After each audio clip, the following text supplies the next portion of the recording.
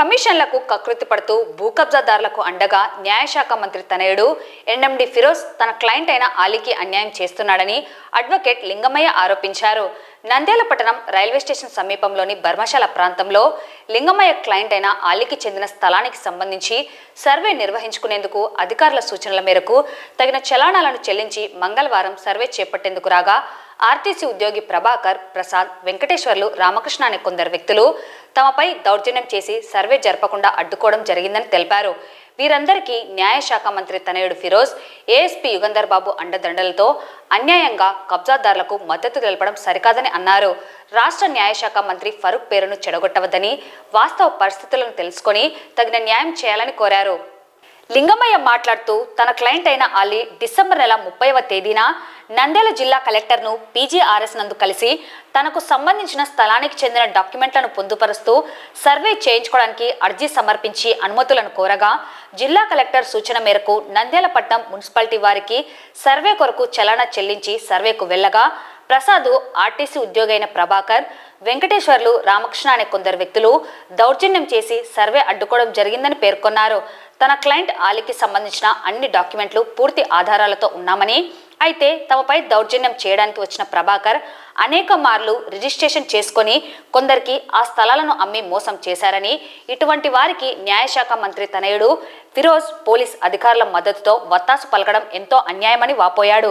జిల్లా ఉన్నత అధికారులు తమకు రక్షణ కల్పించాలని, న్యాయం చేయాలని క్లయింట్ తరపున అడ్వకేట్ లింగమయ్య కోరారు. తన క్లయింట్ ఆలీకి సంబంధించిన డాక్యుమెంట్లు, వాటి వివరాలను తెలియజేశారు. మన ఆంధ్రప్రదేశ్ రాష్ట్ర న్యాయశాఖ మినిస్టర్ ఫరూక్ గారికి నా హృదయపూర్వక వందనాలు. నీ కుమారుడు ఎన్ఎండి ఫిరోజ్ గారు భూ కబ్జాదారులకు సపోర్ట్ చేస్తూ అడిషనల్ ఎస్పీ యుగంధర్ బాబును అడ్డు పెట్టుకొని నీ పేరు చెప్పుకొని పోలీసులను కూడా భయపెట్టుకొని ఫిరోజ్ గారు ఆయన ఆధీనంలో పెట్టుకొని నడిపిస్తూ ఉన్నారు. ఈరోజు ఎందుకు సోషల్ మీడియా వరకు వచ్చానంటే, నా క్లయింట్ అలీ గారు పోయిన నెల 30/12/2024 తేదీన నంద్యాల జిల్లా కలెక్టర్ మేడం గారిని కలిశాడు. అమ్మ, నేను డాక్యుమెంట్ కొన్నాను, ఈ డాక్యుమెంట్ హద్దులలో చెరిపేశారు.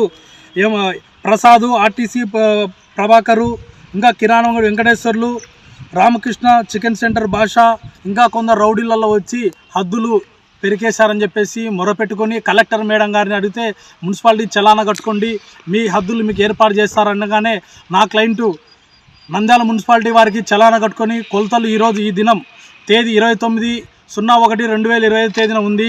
ఈ కొలతలు జరిగితే భూ కబ్జాదారుల నుంచి కమిషన్ ఫిరోజ్ గారు ఎన్నిక ఇవ్వబడతాయని యుగంధర్ అడిషనల్ ఎస్పీ గారికి పెట్టుకొని మా పైన బెదిరించుకుంటూ ఆ కొలతలు జరగకుండా చేశారు. కానీ నేను పోలీసు వారిని గౌరవిస్తాను. నంద్యాల ఎస్పీ గారు అయితేనేమి, నంద్యాల డిఎస్పీ మేడం గారు అయితే ఇద్దరు ఐపీఎస్ ఆఫీసర్లు కాబట్టి నెక్స్ట్ టైం సరే చట్ట ప్రకారంగా ప్రొటెక్షన్ ఇస్తూ కొలతలు వేపిస్తారని చెప్తున్నాను.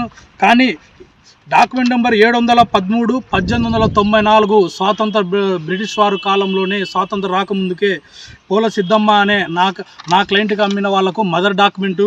ఈ డాక్యుమెంట్ ప్రకారము వాళ్ళ మునిమనోడు అయినటువంటి పాస్బుక్ నెంబర్ 505, సర్వే నెంబర్ 614లో ఉంది. బుక్ ఖాతా నెంబర్ 47/407 అని క్లియర్గా ఉంది.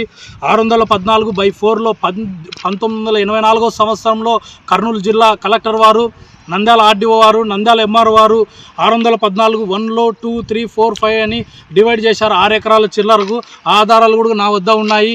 ఈ 44 సెంట్లలో నా క్లయింట్ కొన్నిది 3 సెంట్ల కొలతలు వేయించుకోవాలంటే ఈ ఆర్టీసీ ప్రభాకర్ అనే వ్యక్తి రౌడీలను ఈ ఫిరోజ్ను అడ్డు పెట్టుకొని వచ్చి ఈరోజు కొలతలు ఆపేశాడు. ఈ ఆర్టీసీ ప్రభాకర్ అనే వ్యక్తి ఆర్టీసీ పనిచేస్తాడు. అతను ప్రభాకర్ అనే వ్యక్తి డాక్యుమెంట్ నెంబర్ 654/2008న 4 సెంట్ల 46 లింకులు కొన్నాడు.